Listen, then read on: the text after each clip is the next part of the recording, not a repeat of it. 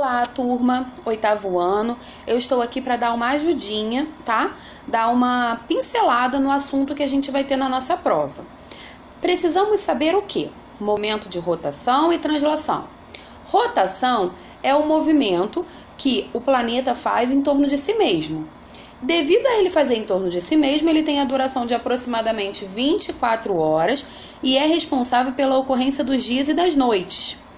O movimento de translação, ele já dura aproximadamente 365 dias, certo? Ou seja, aproximadamente um ano, né? A gente sabe que é mais ou menos 1 ano e 6 horas, que é ele que vai fazer com que a gente tenha aquele ano bissexto, né? Lembrando a vocês que o ano bissexto é o ano em que a gente tem um dia a mais no mês de fevereiro, né? O ano bissexto ele tem 366 dias e isso ocorre devido ao movimento de translação, que ele tem ele dura 1 ano e 6 horas. Nessas 6 horas que passam nos 4 anos, a gente ganha um dia a mais no ano bissexto.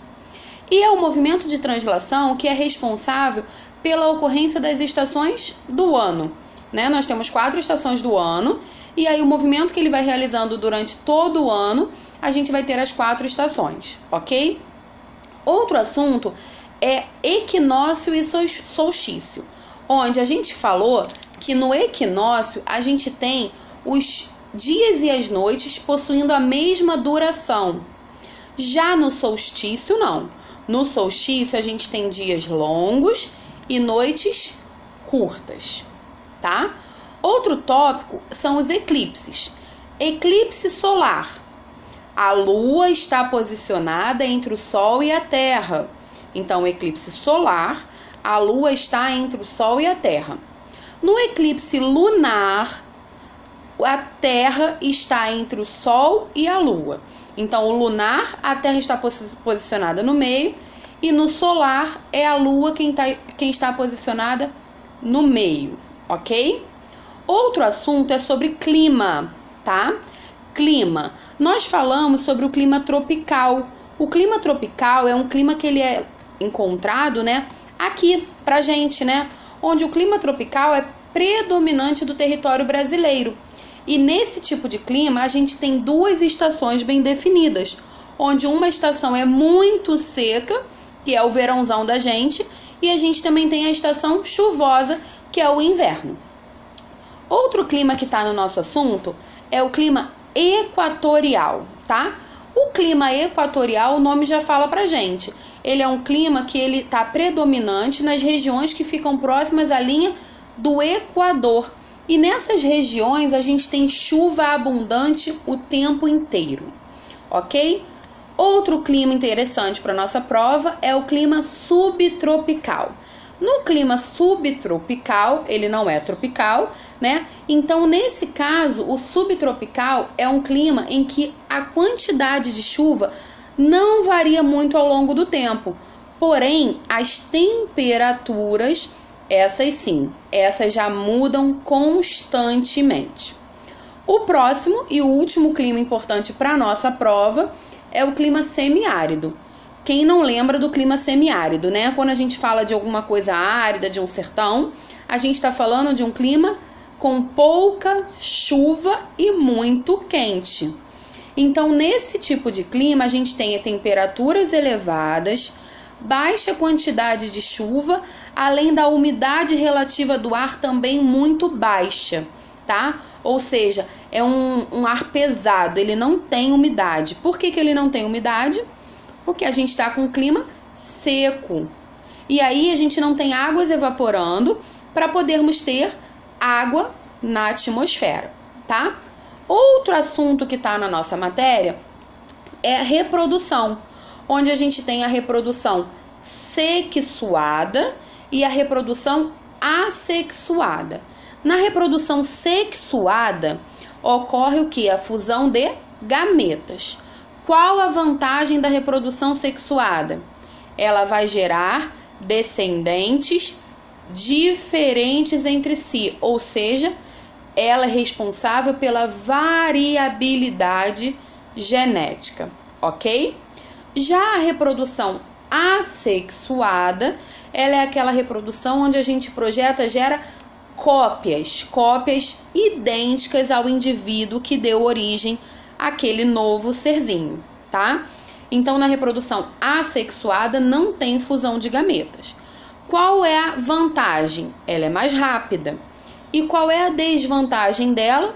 Ela gera indivíduos idênticos. Então, caso a gente tenha algum fator ambiental ou algum fator genético que cause um dano a esse indivíduo, provavelmente toda aquela espécie vai sofrer com aquela doença, aquele mal, ok? Outro assunto também que tem na nossa prova é sobre as vantagens, né, e da transição dos seres vivos do meio aquático para o meio terrestre. E aí a gente vai pensar que tem alguns fatores que foram vantajosos, ok? Como, por exemplo, o surgimento do ovo amniótico, ou seja, animais que vivem dentro dos ovos, eles têm ali o seu material nutritivo e líquido, né, que ele precisa, tá? Outra coisa importante em relação a isso é a pele seca e queratinizada, por exemplo, dos crocodilos, né? Eles são animais que eles já conseguem viver na terra porque eles não perdem água para o ambiente. A pele deles, ela não permite a perda de água. Para os vegetais, a gente tem o surgimento do tubo polínico. O que é o tubo polínico? É a região onde é feita a onde é feita a liberação, né, do gameta masculino, que é o grão de pólen. E aí isso a gente já tem em quem? Nas angiospermas, certo? Nas angiospermas, que são aqueles vegetais que já tem florzinha, tá? Agora, vamos dar um exemplo de uma característica que não tem nada a ver com isso, tá? Por exemplo, se um indivíduo ele excreta amônia, excretar é eliminar, é a urina daquele indivíduo. Se ele excreta amônia, isso é bom para ele viver na Terra? Não, né, turma? Não é bom, porque a amônia é um resíduo, é um excreta muito tóxico. Então, o indivíduo que excreta amônia, ele precisa estar na água, para que essa amônia seja dissolvida na água e não cause nenhum dano para o meio ambiente. Então, indivíduos que excretam amônia não são indivíduos, não são características interessantes para vamos botar assim, a vantagem de viver na Terra. Não foi como a gente pode falar? Não foi um sucesso para essa transição água-terra para os nossos animais, tá? Outro assunto, tá? Bem simples, é sobre meteorologia. Na nossa prova, a gente tinha um assunto de meteorologia e a gente falou sobre os estudos meteorológicos. E a gente poderia dar, então, duas funções, duas utilidades para os estudos meteorológicos. Nós falamos várias na nossa aula, tá? E eu vou dar aqui dois exemplos para vocês. Quando a gente tem na TV, né, é divulgado no estudo meteorológico que passa na Garota do Tempo do Jornal Nacional, a gente fala assim, vai chover. Previsão de 80% de pancadas de chuva durante o dia inteiro. É vantagem você fazer uma plantação? É vantagem você plantar alguma coisa? Não, né, gente? Então, uma das vantagens do estudo meteorológico é para auxiliar a atividade agrícola. Por quê? Eu não vou plantar porque eu sei que vai vir aquela chuva, aquela água forte e ela vai carrear, ou seja, ela vai levar a minha semente. Então, eu não vou plantar nesse período, tá? Eu tenho que plantar um pouco antes para aquela sementinha já ter se infiltrado na terra e depois aquela chuva servir para irrigação. Outro auxílio disso, vai chover muito. Eu vou ficar andando perto de barranco? Eu vou sair de casa para fazer uma viagem arriscada? Vou fazer uma trilha? Pessoas que moram perto de barrancos ou moram em barracos nas encostas, elas têm que se prevenir. Então, o estudo meteorológico, ele também auxilia na prevenção de desastres. Sejam esses desastres até mesmo em casas, né? Ou até de encostas que já estão abaladas, né? E aí a prefeitura tem que se manifestar, fechar uma via, como aqui no Rio, né? a gente já tem o fechamento, por exemplo, da estrada Grajaú-Jacarepaguá, que não abre em época de chuva muito forte. O quê? Para prevenir um desastre pior, tá? Então ela fica fechada. Então, duas vantagens, né? Duas utilidades, duas funções para o estudo meteorológico que eu citei aqui para vocês é auxiliar na prevenção de desastres e auxiliar na atividade agrícola, tá? Vamos lá. O que mais que a gente pode ter? A gente também pode ter na nossa prova a respeito das mutações. Não sei se vocês se lembram disso, mas as mutações, elas são mudanças, alterações genéticas que ocorrem ao acaso, tá?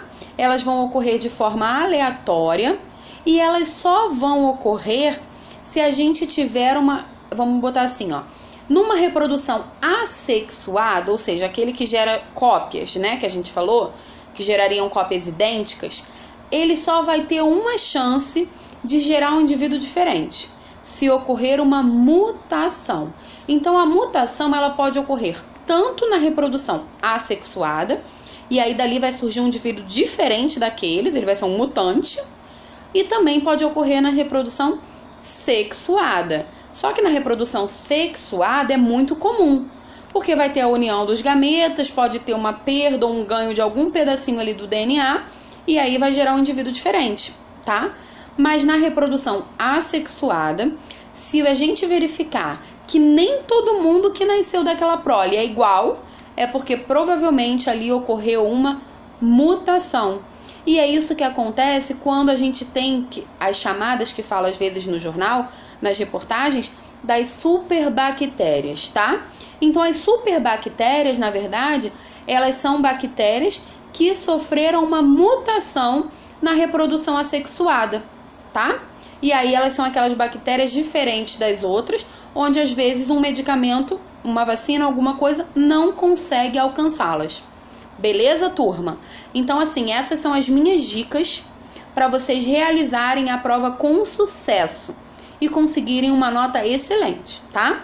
Fiquem ligados nas dicas e na revisão que eu passei para vocês com as respostas, ok? Todos os alunos, né, que assistiram a minha aula tiveram acesso ao meu gabarito da minha revisão, tá ok? Então, estudar para a prova. Ouça esse vídeo, preste atenção, releia e refaça a nossa revisão e, tendo alguma dúvida, dá uma olhadinha também nas nossas videoaulas antigas e no nosso livro. Qualquer material é útil para ajudar na nossa prova, tá bom? Um beijinho para vocês, fiquem com Deus e bom estudo, hein?